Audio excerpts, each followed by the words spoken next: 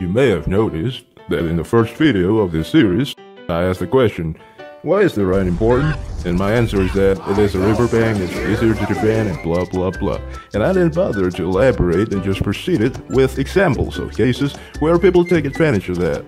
If you haven't seen it, go see it. Now in this video I want to explain why a riverbank is easier to defend. Theories. I've got a ton of theories, like I was doing a lot of research and stuff, and more examples from more modern wars. Let's get started. First off, Clausewitz. Yes, this dude, Major General Russian. But why Clausewitz? Because he mentions rivers in his book, and his theories were relevant to the pre-modern warfare. And the second reason is simply because I have access to this book, but I can't really show you the content, can I? So, Clausewitz, Chapter 18, Defense of Rivers and Streams. A little math here, and this basic theory of river defense is purely taken from his book. So, let's say you're a general and you have a sector to defend, and that sector is a riverbank that is 120 miles wide. The river has no bridges. Say your enemy has 20,000 men, and in order to succeed, he must get his men across ASAP. Because there's no bridge, he has to build one. It takes 24 hours to do that stuff. Now you want to destroy that man's entire career. That means to make him fail to cross. That's a lot of damage! It takes 12 hours to move a 20,000 man unit about 20 miles. Why 20,000 men? To fail the crossing, because your enemy has 20,000 too. But where to put them? That is where good intel and the gut of a commander come in. But since this is a perfect world, you can have 60,000 men, and you can divide them into 3 units of 20,000s and destroy them every 40 miles of the entire 120 mile sector. In a perfect world, you will also have a good intel. So as soon as the enemy starts to build any bridge, the 24-hour counter starts. You march this unit to block their bridge. 12 hours has passed, your men arrived there, and the enemy has crossed like 10,000 of their men. So your 20,000 men can easily destroy them. Let's increase the number of the enemy to 60,000, with multiple crossing. The same result will likely happen, but multiple crossing is harder than a single crossing, and sometimes some parts of the river are not suitable for crossing. So, your enemy ends up with just one crossing. In 12 hours, they'll only be able to cross 10,000 of their men, so the remaining 50,000 are stuck on the other side, in a traffic jam situation. 20,000 men can hold again 60,000 for some time, and again you can have 20,000 beating 10,000 scenario before either the enemy overwhelms you or friendly reinforcements arrive. Now, let's move to a more modern time. In this US Army manual from 1978, they said something similar to what Clausewitz said. Take a look at this. The enemy, which is the defender, considers a water obstacle a natural barrier, enabling a strong defense with a relatively small force on a wide front. There are some types of river defense. To defend forward of the river line, to defend on the river line, and defense to the rear of the river line. All can be done by a smaller number of defenders than the attacking force. And there's no mention of special equipment or special tactics or something for the defender. On the other hand, it is much more complicated to do offensive river crossing. And I'm not going into the details in the manual, but we can already see how hard it is to cross a river. I mean, here as an example, see how many equipments and special equipments it takes to cross a river in the modern times, details about the intel, the tactics, all the procedures, command and control of the operations. It's complex. But hey, that's just a theory, a war theory. Now, examples related to the Rhine and its tributaries. Europe, September 1944, Market Garden. The whole operation, which was an epic fail, lasted for 9 days and the Allies lost about 17,000 men. The objective? Secure bridges, cross the Rhine and win the war by Christmas 1944. And here are the tributaries of the Rhine, the Niederrhein and the Waal. At day 4, the 30th Corps that was supposed to reach Arnhem at day 3 got stuck south of the Waal River near Remagen. Elements of the 82nd Airborne was told to cross the Waal. Airborne, right? So jumping boys turned rowing boys. The crossing of the Waal took 4.5 hours, with Allied casualties numbering about 200 men. It went like this.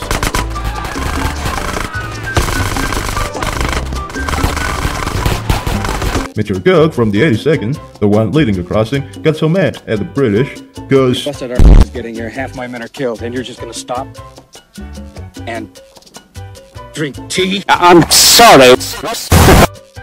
2 days later and moving north at Oosterbeek, At day 6 of the operation, the Poles tried to cross the Rhine to relieve British paratroopers trapped around Osprey. Only 35 reached the Brits. At day 7, another crossing. Polish units tried to cross the Rhine. Only 153 of them made it. At day 8, another crossing. 350 Brits and Poles tried to cross. Only a handful made it, and 200 men captured. At day 9, the Allies decided to withdraw. Throughout the night, Allied boats crossed the Rhine, constantly under German artillery and machine gun fire. Around 2,000 made it back, 300 were left, and 95 killed overnight. Total disaster.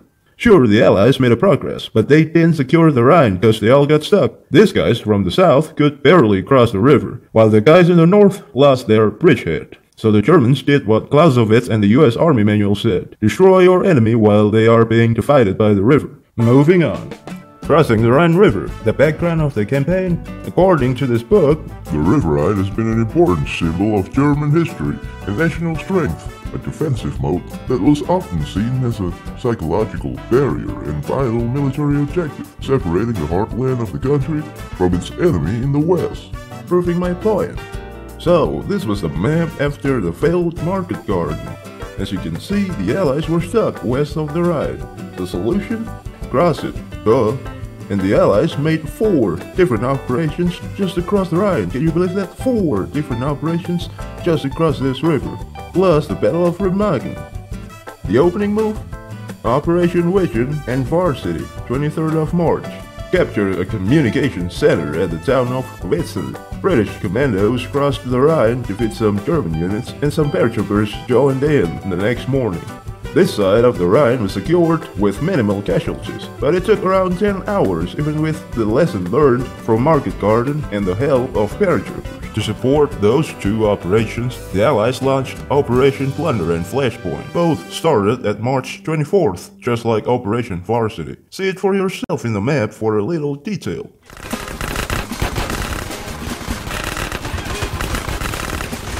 Woo!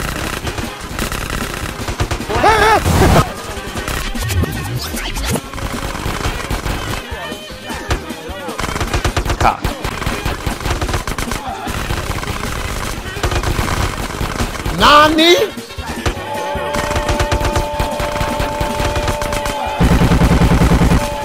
No, that's a lot of. Woo! That was fun.